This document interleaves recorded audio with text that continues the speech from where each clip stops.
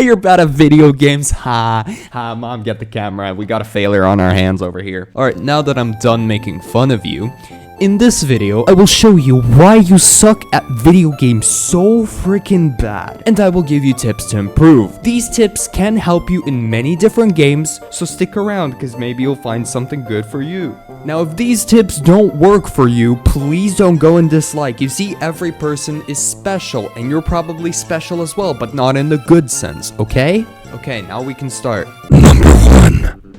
Bad decision making. The number one reason you suck is probably your decision making. Decision making is everything, literally everything in video games. Every single move you make should be calculated. In the back of your head, you should know why you do something before you even do it.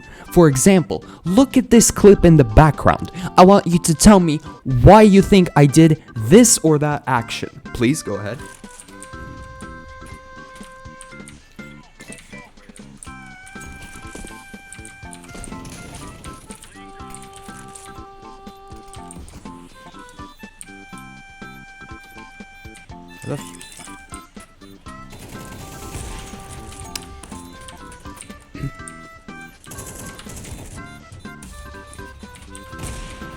So the first question you should ask is why I am even attempting a 1v2 op retake, when it's probably better to just say, well, look at my team's money. If we lose this round, our loss bonus is 1,900, if I remember correctly, because the game, I don't have a save file for it. This means that I, personally, would be able to make a crappy buy, but the rest of my team would be in the dirt. In addition to this, it's already quite late in the game, meaning that giving them extra rounds wouldn't be a good idea. Especially considering that this guy was going to drop 36 kills by the end of the game, which is not okay, and my team was low-key trash. Obviously, I didn't calculate all of this in my head at the time, it just kinda came to me naturally, which is how it should come to you as well. The rest of this clutch I played off of instinct. I smoked the bomb, baited out some shots and killed the guy, got the kit, heard the guy approach me in the smoke, ran out and literally got my first ever no-scope in CS2. This game is broken. Decision making is a really important aspect of your game,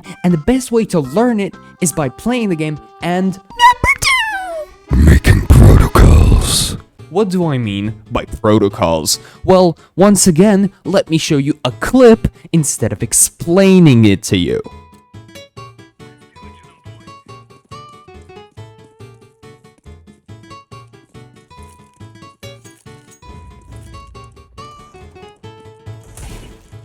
So what happened here? Well, first off, you need to know that on Mirage, I am the B/Catwalk player. I rarely play A.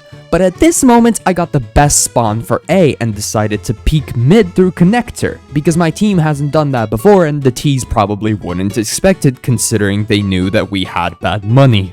What protocols are is simply an idea of what you're gonna do in this situation or that situation. For example, if I hear a person rushing down B apps, I will molly B apps.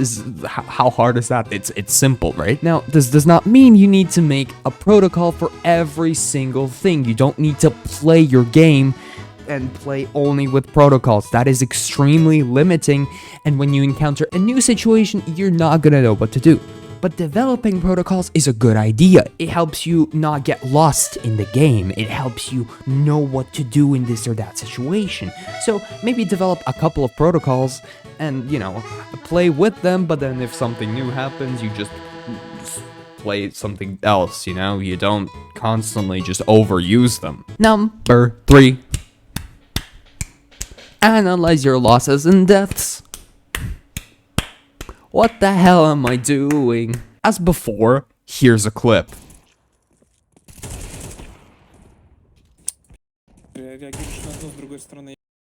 So you might ask me, what's special about this clip? You just got a lucky 2k. Well, I want you to look at the CTs in this clip. They are in a 5v4, meaning they have the advantage, and if they don't do anything stupid, they will win, except they decided to push and peek us. The player short is unaware of me and dies. And the op decides to 1v1 me, which of course, 1v1ing the best player in the world, I mean, what do you expect? With this, they give us a 2v3, which is honestly a lot better than the 5v4 we had. And then we managed to get it into a 2v2, and then my teammate dies and I get CS2'd. Where did my spray go? Now, what is my point here? The CTs have 2, maybe 3 options here. It's to rage that a kid got lucky and hit 2 very lucky headshots, break their monitor and quit the game forever, or they can ask themselves, why did they decide to peek? And next time they'll learn from their mistake and play more passive in a similar situation like this. Simple stuff. See, you just need to analyze your depths, see what you're doing wrong, and then learn from it. You see, your losses are more important than your wins, because with them, you learn. You make mistakes, you learn those mistakes, and you fix those mistakes. Simple as that. Number 4, practice your mechanics. Of course, you will have to practice the important mechanics, which vary from game to game. This is extremely obvious, but also extremely annoying. Most people just want to hop into a game and play, not actually go out of their way to practice something. I'm someone who constantly recommends aim trainers, and then I don't actually use them, mostly because my aim is good enough and I cannot be asked to boot up one and play for more than 10 minutes. It's just super boring. But you can always make something fun for yourself. For example, I found that playing deathmatch with random weapons is quite fun, and it's also an easy way to practice my aim. It really helps me warm up without getting bored. Essentially, what you want to do is find a practice routine that is both fun and enjoyable and good for you. That's all you need to do. One that will not burn you, and one that won't bore you. You see? You see?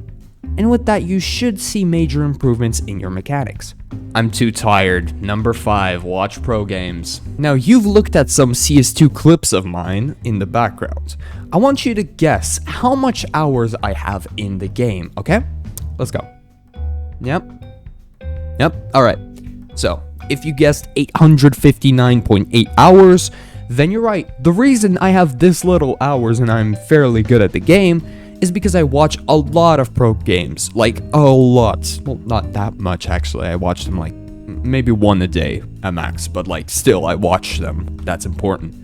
And from that, I learn new strats, new lineups, and then I forget them, but it still helps me improve in the game without actually playing it. If your game has a pro scene or it has some very good players in it, watch how they play and analyze how they play, and you will improve.